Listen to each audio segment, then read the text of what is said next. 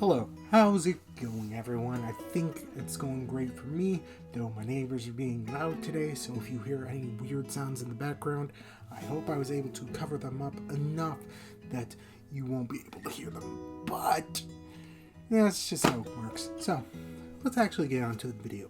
Today, it's, beginning of March, meaning that the February has ended, meaning we're on to another manga log.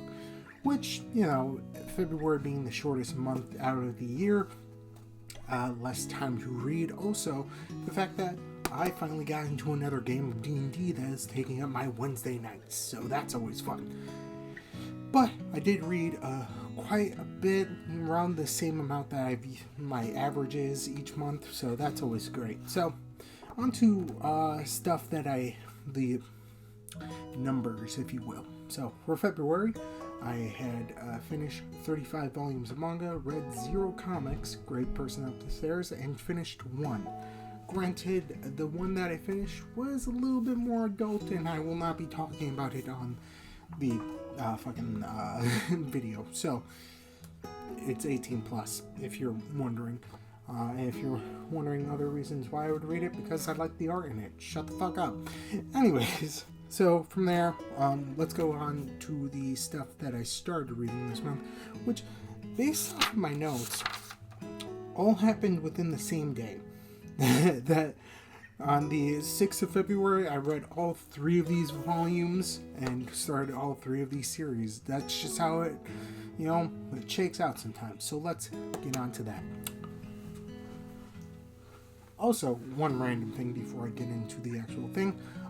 If you are watching this when it comes out on the 12th of March, which will be next week, I'm getting a tattoo, so there's going to be no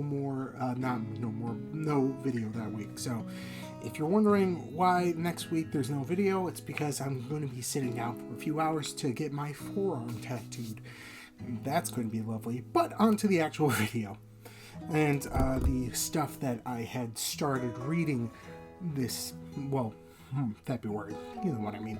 First one is one that I didn't really, I thought I was going to like it because, my profession, if you have heard about it, I work in the live event industry, which means that Days on Fres, I think is how it is one that I understand very implicitly, though I don't go to that many festivals now anymore. Granted, no one has really gone to that many festivals in the last couple of years, but Days on Fres is essentially about people going to music festivals and checking out bands and dealing with that lovely, lovely music festival atmosphere, which is great and fun, and I really do enjoy going to festivals. I just haven't gone to one in forever.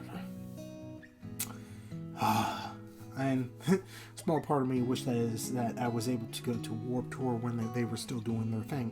But yeah, it is what it is. So essentially what's going on in this is that this girl right here, Kanade Sora, never been to a music festival, but her friend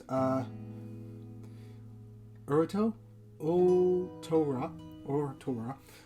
invites her, and she loves it and wants to go to more festivals. And her brother is also into festivals, and he owns a cafe, and he's a worker at that cafe, and essentially it's very fun and relaxing, and shows certain things about festivals that I've definitely dealt with, where you want to go see one band, and you're like, cool, where's the next band I want to see? Oh, it's on the other side of the fucking festival grounds. Fuck! And they start in, 5 minutes? Let's fucking run! So it's a fun little thing. Nothing too crazy. It's not going to be like earth-shatteringly awesome.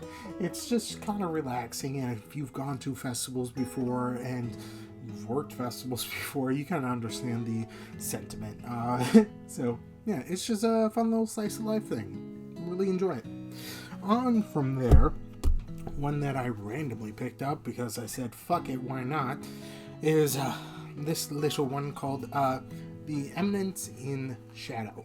This one is an isekai, where the main character, this lovely person, Sid, I can't pronounce his last name, I'm not going to try, in the real world wanted to become this all-powerful person that was pulling the strings behind the background to be the hero, the eminence in shadow, and that was his whole dream. But that motherfucker decided that he needed to get swole, but yet he still thought no one noticed. I'm like, I'm just gonna show you what this motherfucker looked like.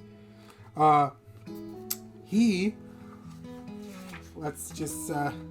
looked like that little kid, and then he started working the fuck out, and he wanted to stay in the background, but he then got so fucking swole, and essentially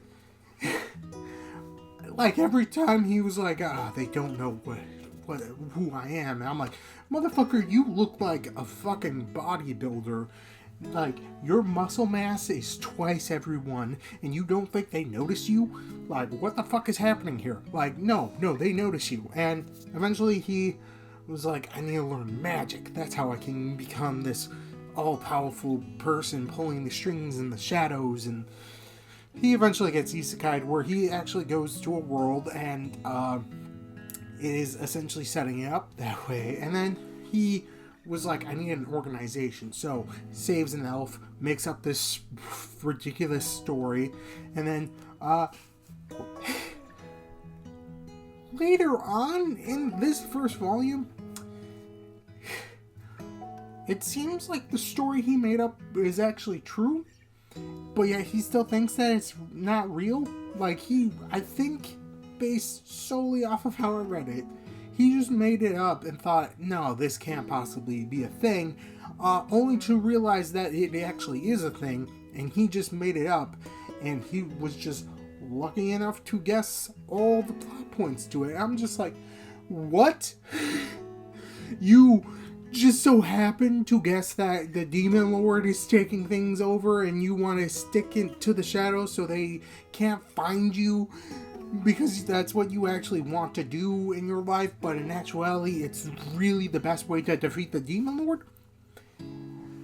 So it's stupid and funny, and it made me laugh a few times, and he's just trying to pretend that he's weak, but, and try to stay out of the limelight, and is just essentially building an army for a fight that he doesn't understand that he actually is going to be having to fight. So it's interesting and stupid. I got volume 2. I may continue picking this up because it was somewhat interesting. So, yeah.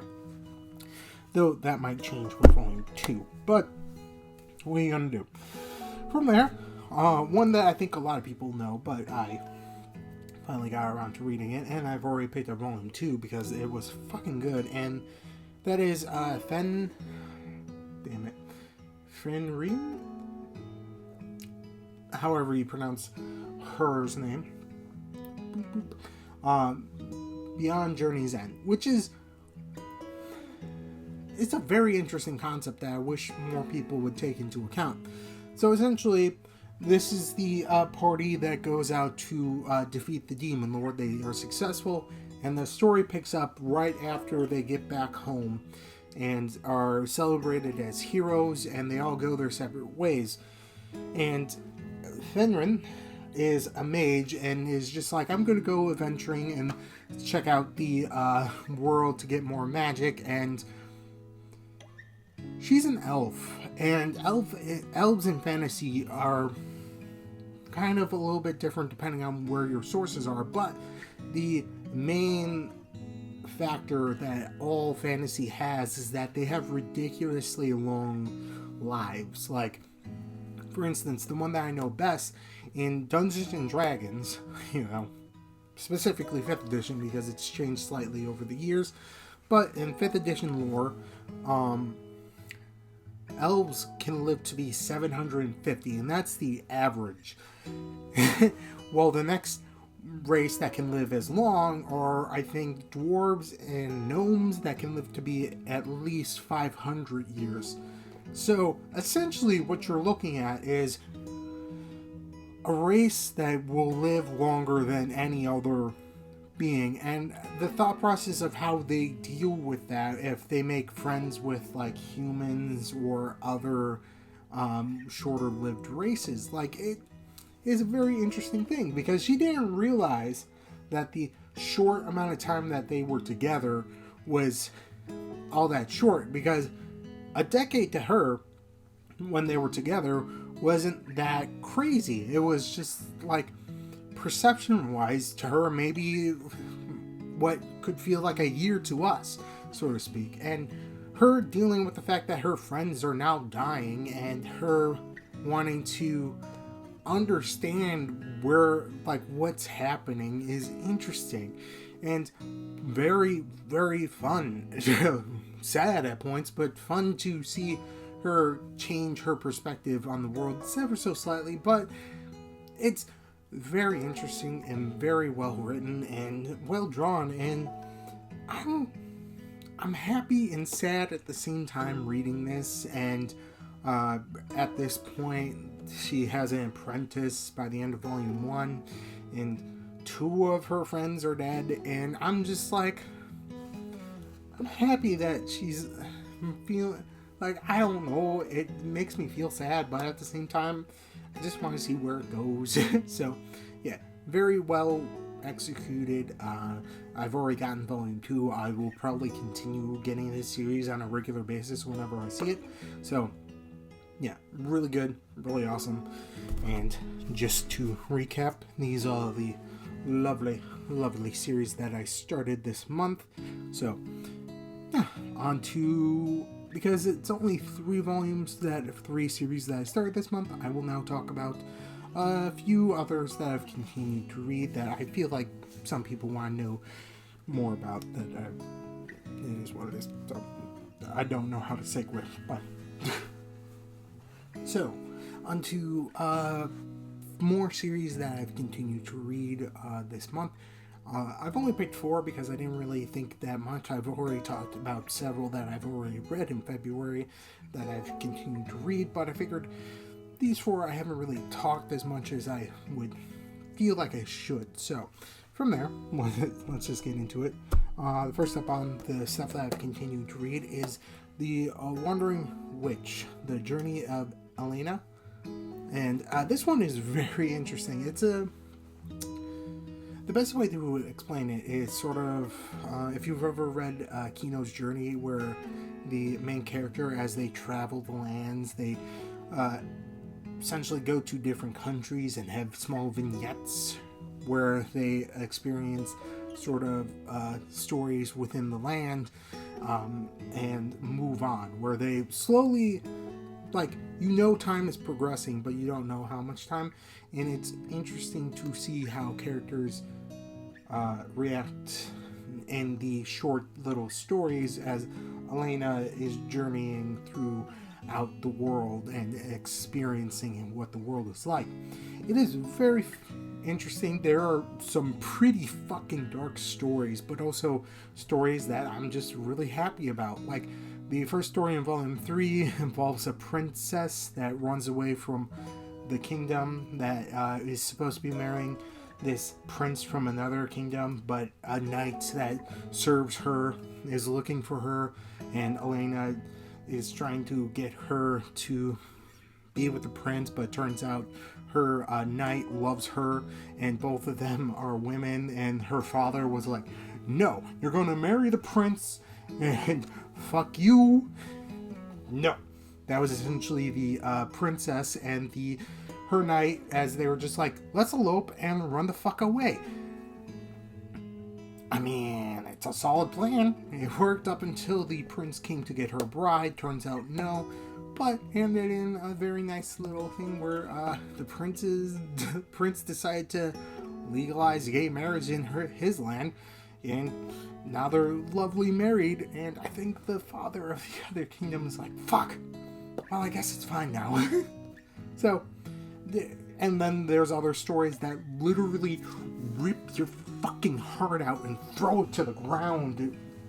Like, whew, it's, if it wasn't the fact that it was told well and stuff, the sheer whiplash sometimes of the in between the stories. I'm just like, what is happening? I was happy, and now you make me feel sad, and now I'm a little bit happy, and now I'm sad again. Like, it's very great. I will continue reading this series. It's fun, fantastic, and you really feel the passage of time, and also, like, the weirdness of the world that has all these different small kingdoms and such. So, all in all, really good. Recommend. There's only 3 volumes, I think, out right now, so you could probably pick up pretty fast. I need to check when volume 4 comes out. So from there, one that I feel like a lot of people know, but recently got more of them. I need to buy volume 30 to 34, and then I'll be caught up and have to start buying them when they come out. You know, sometimes I'm happy that I pick up a series later on, but then other times I'm like, so I can just buy them, and then I get sad when I catch up. So, one of that series is Yona of the Dawn. One, I was really happy at the end of volume 26, because finally!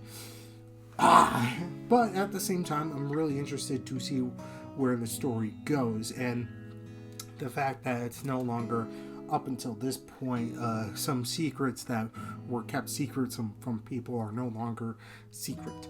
And that's the best way to explain this series without spoiling it. And it's really good. It has a lot of action, a lot of characters, and of course, because it's a shoujo, which it really doesn't matter because it's fucking fantastic. I love it. The action's great, and literally anyone can read it. Anyone can read any fucking manga. It's up to you what you want to fucking read. But this is good. It's good. Go read it. I don't know why I went into that accent, but yeah, I love it. It's great, and I'm finally fucking happy that people are expressing themselves in this fucking story. Still, solid 10 out of 10. Would read again, but yeah. So go out, read Yona of the Dawn. I like it. Hopefully you'll like it too. From there, one that I have been reading, the not side story of it for a few years now, but this one specifically within the last year, I think I got into it, which is Goblin Slayer side story 2. It's a fucking long sentence of a title, Daikatana, the Singing Death. It is essentially a prequel. I think it's the Sword Maiden Priest, the one that has the bandage over her eyes that's blind in the original Goblin Slayer. What she did with her party before she became a saint. I think that, if I remember correctly, it's been a while since I've read through the entirety of Goblin Slayer, so this is going off of memories from like over a year ago. And her party going through the Dungeon of the Dead and trying to, clear the dungeon, which no one has ever done. And it is a weird dungeon that keeps on spawning enemies and keeps on spawning rewards and changes and all this weird shit that is very interesting, and I enjoy it. And it's Goblin Slayer, so it's dark, but also I like the characters in it. Granted, all the characters are essentially if you've ever played D&D, it's those characters that are just archetypical and not really I don't know, like it's archetypical that don't really have a personality outside of their class, but yet in Goblin Slayer they sort of feel like they have more of a personality. It's hard to explain, but quite enjoy it. It's fun to see a different story that isn't focused on Goblin Slayer and focus on a different group than the group that is in the original main story. Though, I don't remember seeing any of the characters besides the Saint in the main story, and seeing that this is a prequel, I don't know how well those people are going to do. So, I don't know if they're alive and just haven't been introduced in the main story, or they're dead. that's why they haven't been introduced in the main story. So, very interested to see where it goes, and I enjoy it because it feels like Dungeons and Dragons. So, yeah. From there, one that I have tried to watch, but the text on screen moves too fucking fast at points, and I really was confused about where to start, because I thought the first episode that I was watching was not the first episode. You'll understand because it was Bakemonogatari. I think I said that right, but this is an interesting story about weird vampires, but also folklore type deal. It's the best to explain. So there's this guy gets bit by a vampire, turns into a vampire after helping Kishot, if I remember her name correctly, and is essentially indebted to her at this point. It's a flashback to when he first became a vampire, is now trying to no longer be a full-fledged vampire, and he has to fight these other vampire hunters, and it's a very weird, complicated story, but it's very interesting because character-wise, it's just, I don't know the best way to explain this story. It's very good, and I enjoy it because right now there's a lot more fights in it, but the fights are strategic and there's a lot of thought going into it. Like, the first part of the story was him trying to figure out these abnormalities and try to help the people no longer be afflicted by them, and it was definitely a lot of thought process going in, and there is a very wordy manga. There's not really that many pages or panels that don't have words, and sometimes it feels like I'm reading a novel, but it's really good and I enjoy it.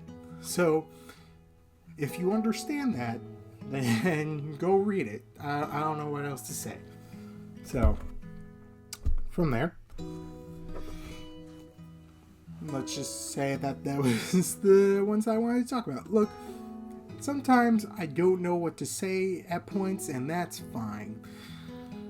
I mean, I think it's fine. But yeah, these are the ones that I've continued reading that I wanted to talk about. There were several more that I've continued to read in the month of February, but I've definitely talked about those to death.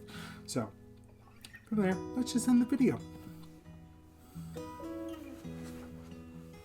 Okay, so that was the end. Hopefully you enjoyed my rambling, but like I said again, I only read a few series this month, starting a few series this month, and I mostly continued a series that I've talked about a lot on my channel, so I wanted to talk about some ones I don't think I've talked as much.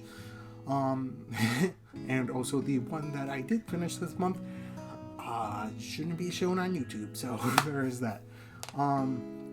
Another thing, like I said, I will not be having a video next week if you are watching this when it comes out, because I'm getting a fucking tattoo.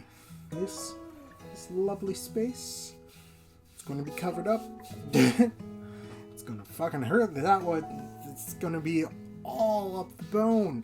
Oh, it's gonna... Anyways, if you enjoyed my video, go ahead and think about hitting the like button. If you dislike the video, go ahead and dislike it. No one else besides me can see it. And if you want to see more of my stupid face, think about subscribing. If you read some good manga this month, put it down in the comments. Tell me how it is. And if you've read any of the stuff that I talked about, tell me how you enjoyed it. So, that's it. I don't know what else to say. Bye. Oh, wait. Stay safe. Read manga. That's it. Okay, now I'm going to say bye.